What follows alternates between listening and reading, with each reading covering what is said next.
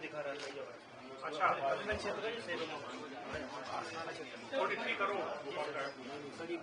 चलो भोपाल का इसमें सर, और ये शेयर पोर्टल है मोबाइल।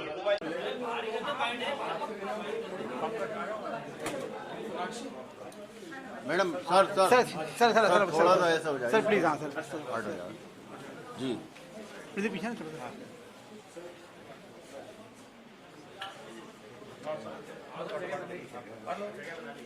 प्रियंका आ जाओ।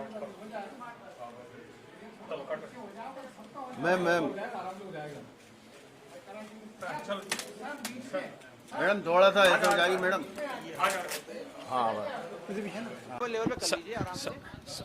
साइबर के बढ़ती हुई चुनौतियों को देखते हुए पिछले दिनों माननीय मुख्यमंत्री महोदय ने निर्देश दिया था कि ज़्यादा से ज़्यादा इसके लिए पुलिस अपने को तैयार करे। इस कड़ी में आज भोपाल के सभी थानों में खासतौर पर साइबर डेस्क को शुरुआत की गई है।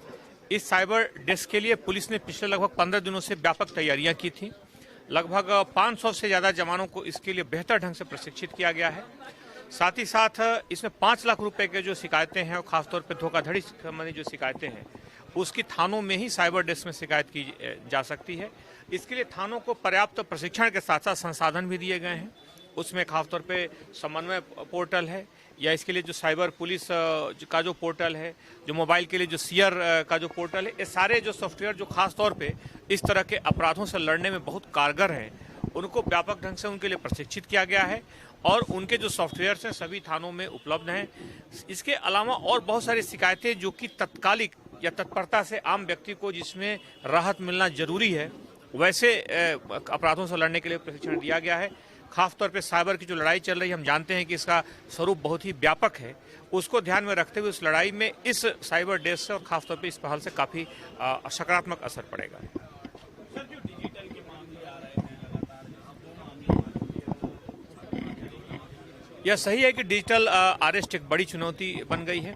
पिछले दिनों साइबर पुलिस ने खासतौर पे क्राइम ब्रांच ने उस तरह के अपराधों की प्रकृति को निर्धारित करने की कोशिश की थी जिन नए नए तरीकों से इस तरह की ठगी हो रही है।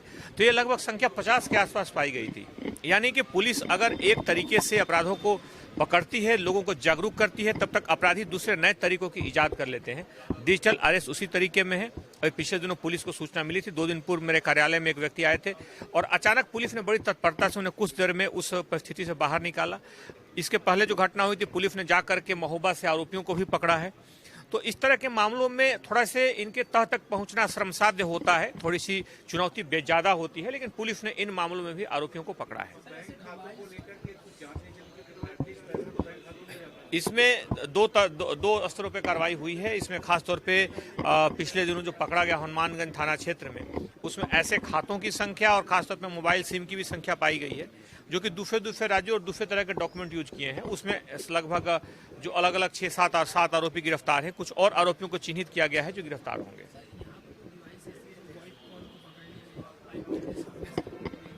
आईपी एड्रेस और तमाम जो छोटी छोटी चुनौतियां हैं, खासतौर पे जो सीडीआर एनालिसिस और रोजमर्रा की बहुत सारी जो चुनौतियां ऐसी हैं जिसके लिए बहुत उच्च तकनीक की आवश्यकता नहीं है। उनको जो परंपरागत तकनीक के जो संसाधन हैं उनके इस्तेमाल से ही उनके तह तक हम पहुंच सकते हैं। उन संसाधनों को यहाँ पर उपलब्ध कराया गया है। जो बहुत उन्नत तरीके के और परिष्कृत किस्म के जो अपराध हैं, जो ज़्यादा चुनौतीपूर्ण हैं, उनके लिए साइबर क्राइम की जो हमारी स्पेशलाइज शाखा है वहाँ पर इसका अनुसंधान किया जाएगा। लिखा है और देश दुनिया को जानता है, तो क्या डिजिटल अरेस्ट के नाम पे वो फ्रॉड को नहीं समझ पाते? 2 तरीके की परिस्थितियां इसके पीछे होती हैं। पहला, इसमें भ्रम का वातावरण, और दूसरा प्रारंभिक उसमें लोभ भी रहता है।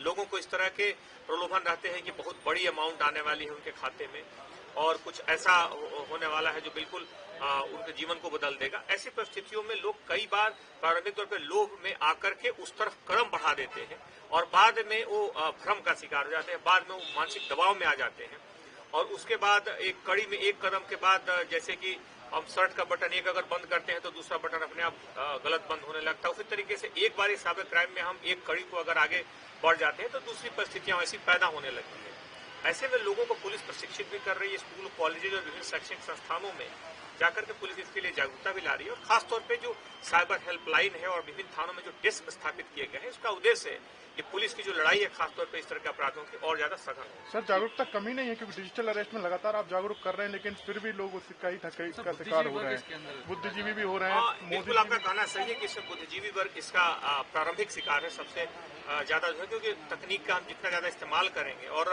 वो इस्तेमाल के पीछे हम पर्याप्त संवेदना खासतौर पे सावधान नहीं रहेंगे तो उसका शिकार होने की संभावना बढ़ जाएगी। तो इस तरह की बातें आई है कि कई बार आपने देखा था इंजीनियर थे, अभी एक डॉक्टर जो थे, अभी 2 दिन पहले डॉक्टर हुए थे।